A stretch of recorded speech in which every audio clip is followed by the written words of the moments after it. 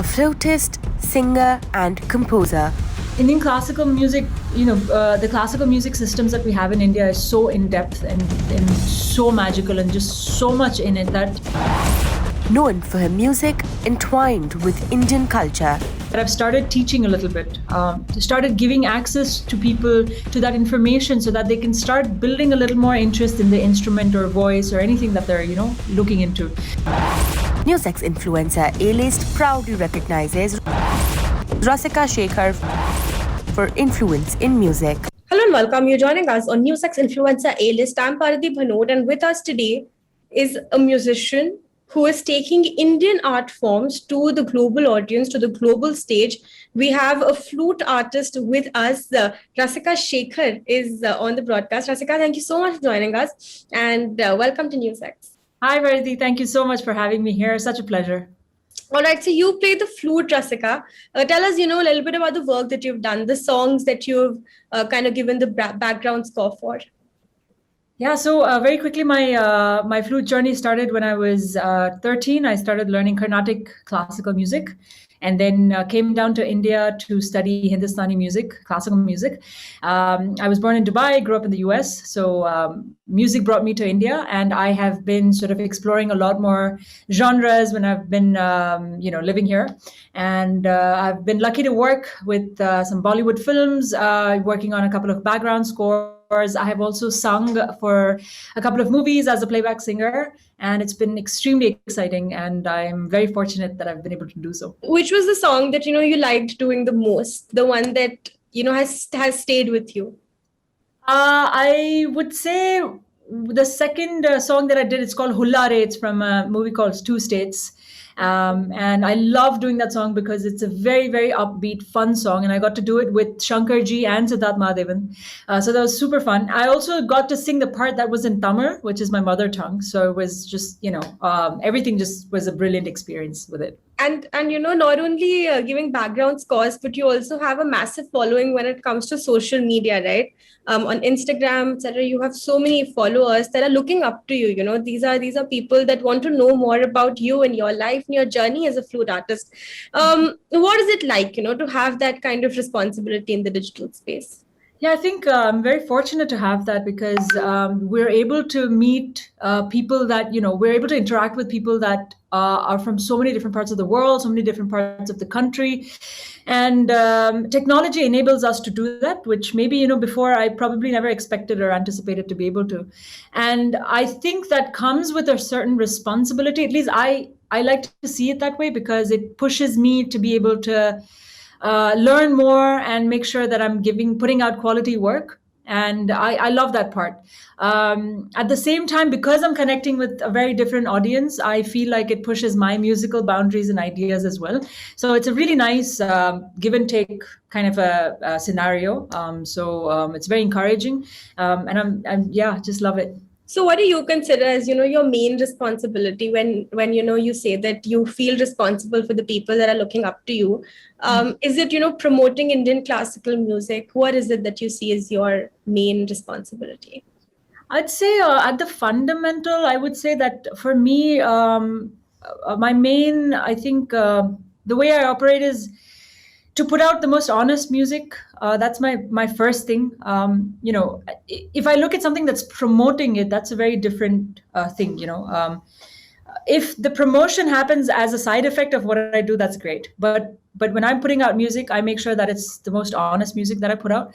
Secondly, I'm always making sure that I'm continuously learning and evolving as a musician, so that I can create something different every time. I can create something that's of top quality to the best of my ability. And at the same time, I'm able to interact and collaborate with different musicians so that we can bring people something new, something fresh. And to top it all off, I mean, honestly, at the end of the day, if I can bring a smile to someone's face through my music, I consider myself really blessed.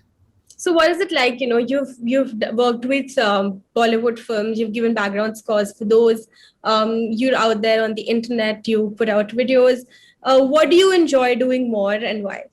I think hands down, I enjoy being on stage the most and performing live. Nothing like it. It's so exciting because you get to interact with people in person and you get to feed off that energy. And, it's like a really, really exciting little 1.5 hours that we get to perform. That would be by far my favorite thing to do.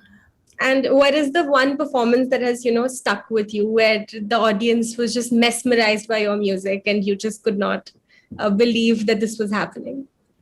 So it's so many, because they're very, very unique experiences by itself. But there was one I did in Tunisia about 3-4 years back, and I was playing to an audience that hadn't listened to heard Indian music before. Is what I was told. So it was very challenging and intimidating before I got on stage. Yeah. But when I was on stage and I sort of like let go and just connected with the music, there was a feeling of connecting with a very, very new audience that I didn't know at all. And that was only possible because of the music, where language isn't a barrier. Music doesn't have a language, as we know. So because of that, there was a very, very special connection with this new Tunisian audience, and that's something that I hold very precious in my memories of performances. And do you think that that connection is also important when it comes to in a certain sense connecting with the younger audience and taking forward Indian classical music on the whole? Because like you said, music has no language. It's just so beautiful, and India has so much to offer, especially when it comes to art forms, be it music, be it dance, be it culture, be it art. Do you think it's more important to give Indian classical music a platform in the world stage, and how have you been doing that? Absolutely. I think Indian classical music, the classical music systems that we have in India is so in depth and so magical, and just so much in it that I think because I've learned classical music, I'm able to grasp a lot of the other genres of music. And that's something I don't take for granted. I still continue to practice classical music and perform classical music. And if we can bring it out even more to the global audience, that would be phenomenal. How I've been doing that, so every time I'm interacting with a musician that's not from here, every time we sort of exchange ideas, I make sure to communicate where my roots are from. That's one part of how you connect with another musician. But at the same time, musically speaking, my language of how I see things or listen to things is through classical music, is through the filter of classical music. So I'm able to sort of connect in that way. As far as performances, I've been trying to balance different types of performances. I have my contemporary music that I do. I have my Bollywood. I also have classical music that I do, just strictly classical concerts. Mm-hmm. So by doing this, I feel like I get an opportunity to do all this, and regardless of where the audience is, at least I'm equipped to be able to spread this classical music. With digital media, you can also reach out to a much younger audience, because if you see the people that are on social media, they're much younger. So are you considering using that medium, that platform that you have, to help people? Absolutely. It's surprising because like we spoke about, sometimes we feel like classical music doesn't have that much reach, and people aren't listening to it. But I'll tell you something very surprising is that a lot of the messages that I get on social media is in response to the classical pieces that I put out. So a few weeks or months back, I put a little classical clip of something that I'd done at a classical festival, and I got so much love for it, and it was very surprising. So one way to sort of encourage people, and especially youngsters, to do that is that I've started teaching a little bit, started giving access to people to that information, so that they can start building a little more interest in the instrument or voice or anything that they're looking into. So through that, I feel like it's a little bit of a nice access for youngsters to start learning and start, digging deep into classical music.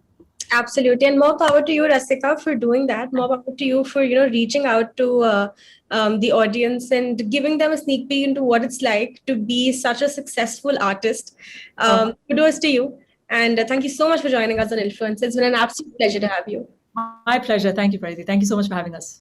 For more such videos, subscribe to the NewsX YouTube channel, hit the bell icon.